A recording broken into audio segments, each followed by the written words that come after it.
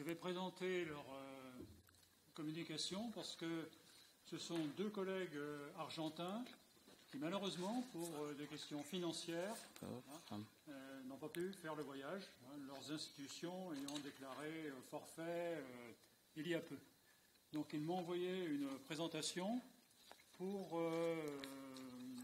que je vais vous présenter, que je vais analyser rapidement avec vous. Donc, la commande qui leur était faite, c'était l'analyse dans les descriptions des premiers voyageurs, vraiment des tout premiers explorateurs du littoral américain, des potentialités de création de ports, qu'est-ce qu'on pouvait tirer des récits de voyage comme potentialité de création de ports, et des caractéristiques mis en valeur pour le développement des espaces portuaires.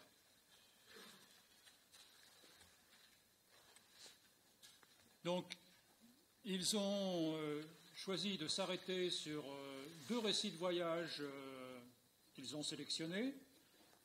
Le troisième voyage de Christophe Colomb et le récit de Pigafetta dans le tour du monde de Magellan-Elcano.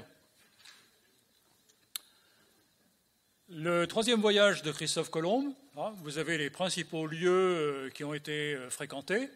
Donc, tout d'abord, des ports de l'Atlantique euro-africain, et ensuite la découverte du littoral de l'Amérique du Sud.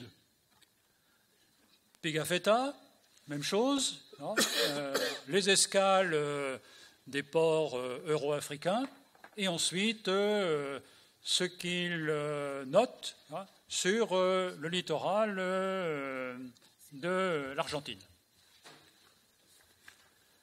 Donc voilà les références qui sont rappelées et les conclusions. Par exemple,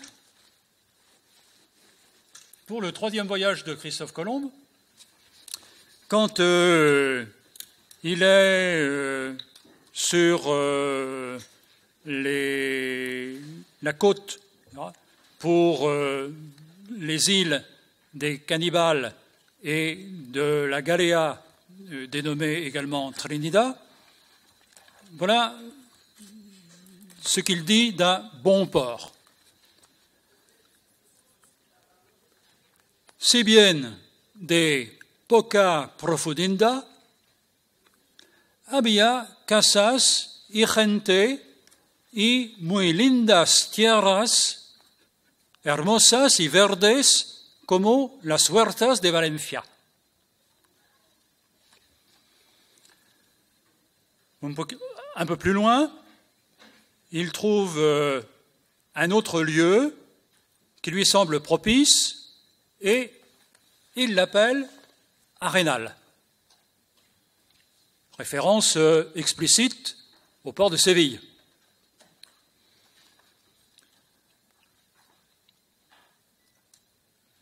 Surtout, il est intéressé par l'embouchure d'une rivière, Orinoco, qu'il définit, à cause de son cours impétueux, como hace Guadalquivir en tiempo de avenida.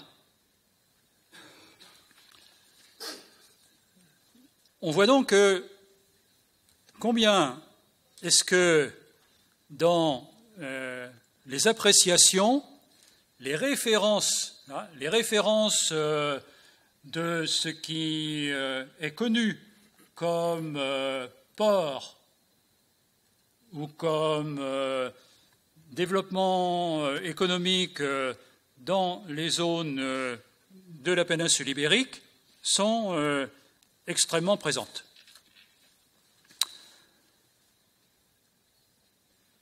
Pigafetta parle du Rio de la Plata. Ici, il insiste realizamos aquí excelentes negociaciones.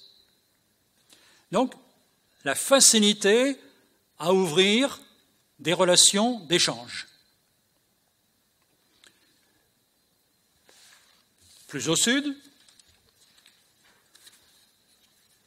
comme la nécessité de l'hivernage se fait sentir, El Buen Puerto, le bon port, nommé San Julián. Ici, il s'agit du havre de protection dont nous avons parlé ce matin. Mais aussi abondance de perles, bien que petites, et une richesse correspondant à une liste, autruche, renard, lapin, et produits rares et un peu de luxe. Un peu curieux dans cette zone, il parle d'encens.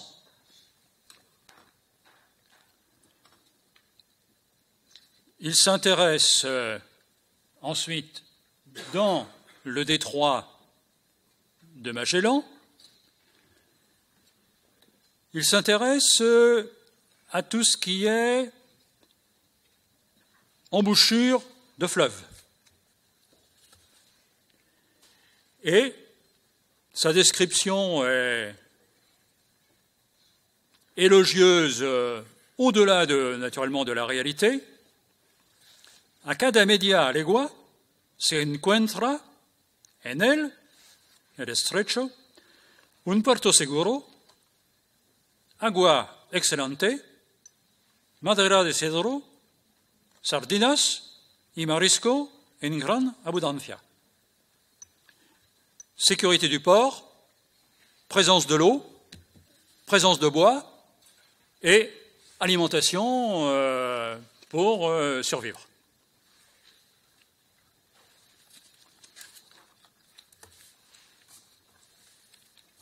Les deux collègues souhaitent mettre en avant dans ces tout premiers récits de voyage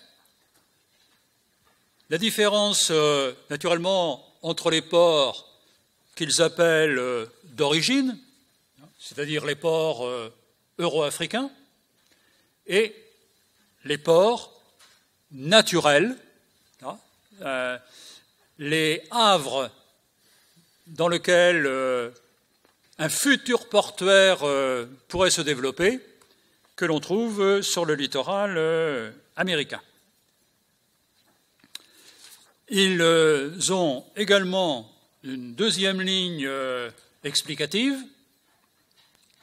Avant de passer à cette deuxième ligne explicative, je me demande et je leur poserai la question, s'il ne serait pas quand même utile de distinguer dans cette zone-là entre des ports quand même dans lesquels il y a une implantation portuaire ancienne. Si on parle de Séville ou si on parle de Sanlúcar de Barrameda, ce n'est pas exactement la même chose, me semble-t-il, que de parler de port des Canaries ou de parler de port du Cap-Vert, qui sont peut-être dans une position intermédiaire où, à cette époque-là, d'après ce que nous avons vu ce matin, les ports du Cap-Vert ressembleraient sans doute beaucoup plus à ce qu'ils découvrent sur le littoral américain que l'héritage culturel avec lequel ils sortent de leur espace européen. Bon, ça, c'est une question. Pardon. Et la deuxième ligne, c'est l'idée d'une évolution, c'est-à-dire entre le récit de Christophe Colomb et le récit de Pigafetta, eh bien, il y a une entrée accélérée dans la modernité. En particulier sur un changement dans lequel les questions une sorte de désenchantement de l'exploration. C'est-à-dire passer d'une exploration qui, avec Christophe Colomb, restait encore en même temps très liée à un enchantement ansémitique et des calculs faux, à l'idée, avec la perception d'un nouveau continent qui ne saurait être l'Asie, de la mesure, de la quantité, bref, de la distance, du temps nécessaire, l'entrée, si vous voulez, dans une perception beaucoup plus quantitative des choses. Voilà, ce sont les grandes lignes que je pouvais signaler à partir de leur proposition. Voilà la carte de Juan de la Cosa qui montre, ici, nous avons l'Afrique, qui est bien connue à cette époque-là, pardon. Donc ici, vous voyez les lignes de l'Afrique qui, naturellement, dans cet espace-là, commencent à être bien connues. Et le premier littoral américain dessiné, donc en 1500, et Juan de la Cosa, qui, pour eux, est un intermédiaire qui fait la jonction entre la vision de Colomb et la vision de Pigafetta. Voilà. Eh bien, nous en serons plus longs en découvrant le texte final. Mais, à cause de leur blocage, je tenais à faire leur présentation. Merci.